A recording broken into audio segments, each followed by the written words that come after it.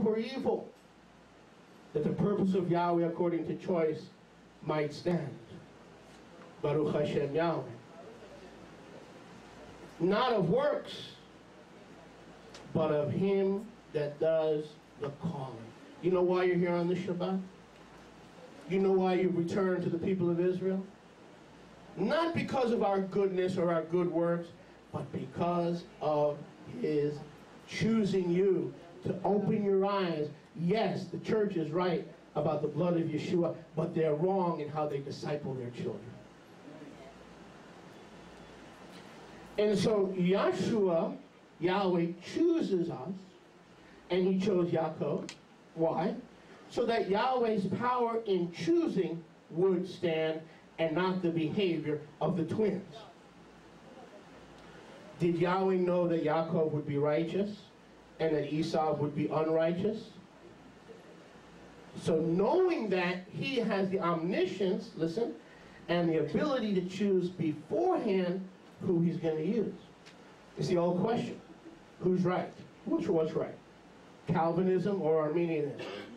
The answer is, who cares? All these folks who worry about losing their salvation, they're not abiding in Yeshua. If you're abiding in Yeshua, that's a big enough job.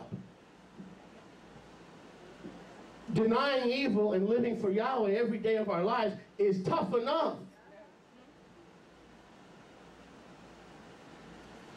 It's not for me to figure out, did he choose me or did I choose him? Can I lose my salvation or am I eternally secure?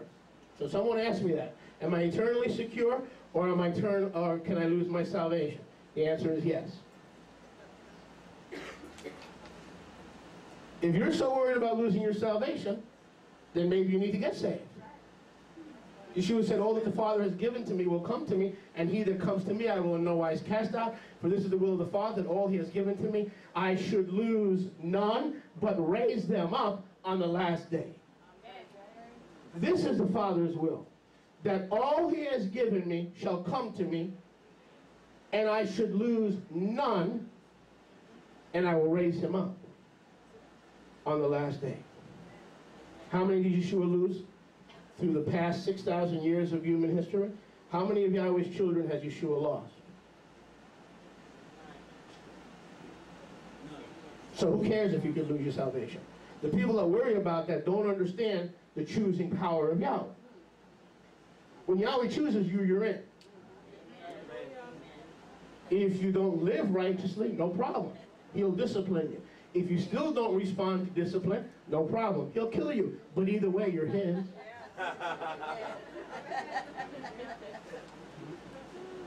The ultimate chastening is death. Because he couldn't get your attention, so he'll just get your spirit. Yahweh allows some believers to die so he can get their spirit, because the word of Yahweh says precious in the sight of Yahweh is the death of his kiddushim. So it's better to let Yahweh get your attention and let him get your spirit in his time and not in a premature time. Let's get back to verse 11. So the purpose of Yahweh will stand in the life of Yakkov, not of works, but of him that does the calling. So all those who teach that Jacob was a deceiver, a manipulator, a liar, a conniver, even if they were correct, which they are not correct, but even if they were correct, it don't matter. It never was of works. It was by grace you are saved through faith, not of yourselves. It is the gift of Yahweh, not of works, lest any man should boast. Ephesians 2:8. Even if everything I've been sharing with you for 2 weeks is false, and it's not.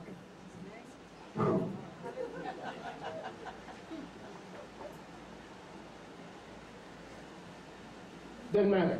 Romans 9:11 kicks in.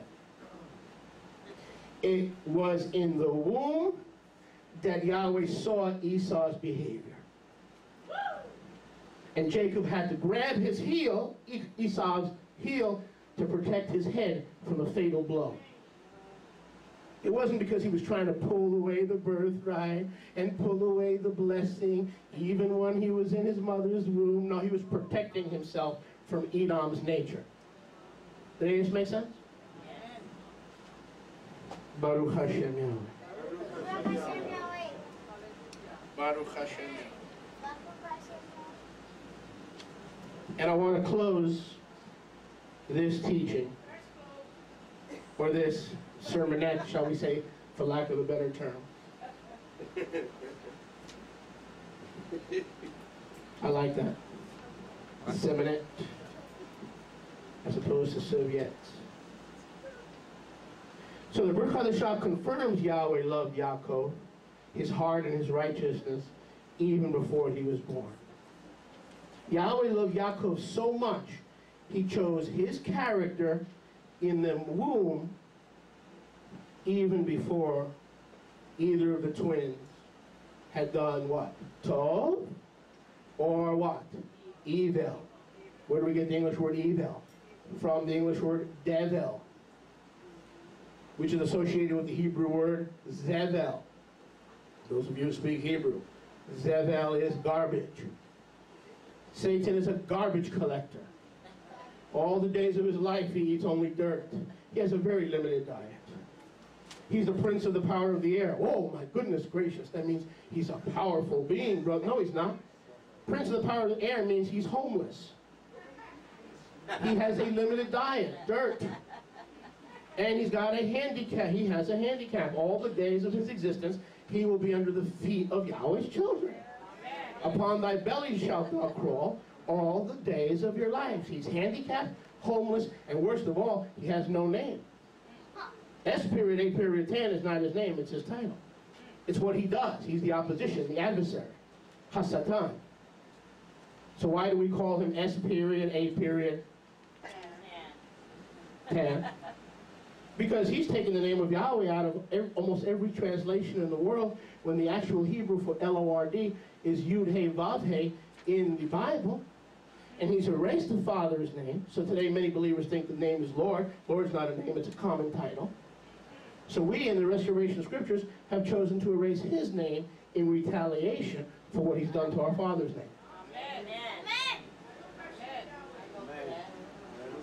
Well, brother, I'll have you know, it's not right to retaliate against the devil. Really?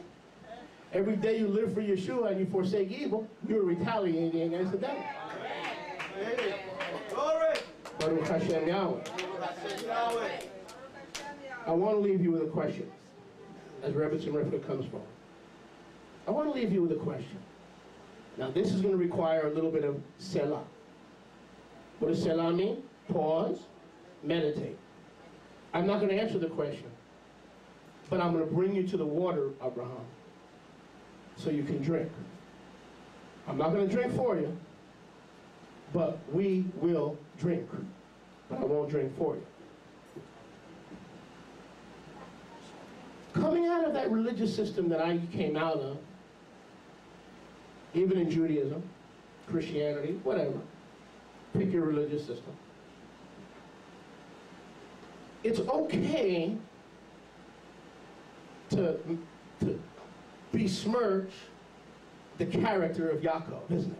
Well, brother, he's a new believer. He has Yakkov, Jacob in him, and we were just waiting for Yahweh to take Jacob out and make Israel out of him, right? That's okay. To insinuate that Yakkov is a liar, to insinuate that Yakkov is a deceiver, to insinuate that Yakkov is a manipulator, to all these things that we learned the last 2 weeks, remember? That's okay. You can pick the church of your choice. And you will find a denominational or even a non-denominational pastor who has no problem ripping apart by false innuendo and accusation the character of a saint. Yakkov was a saint. Why do we have the understanding that the saints began with the blood of Yeshua, when the blood of Yeshua was shed in the Garden of Eden for the righteousness of Adam v'Chava? The blood of Yeshua made Kedosh all the Kedoshim through the centuries who believed in him.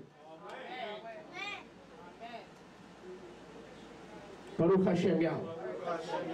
So if the blood and the forgiveness and the pardon and the remission and the love and the mercy of Yahweh through the blood, the shedding of the blood of atonement has forgiven man's sin through ages and millennia, why is it kosher, listen, why is it kosher to besmirch and lie and misrepresent and bear false witness, which by the way is a violation of the 10 Commandments? Thou shalt not bear false witness.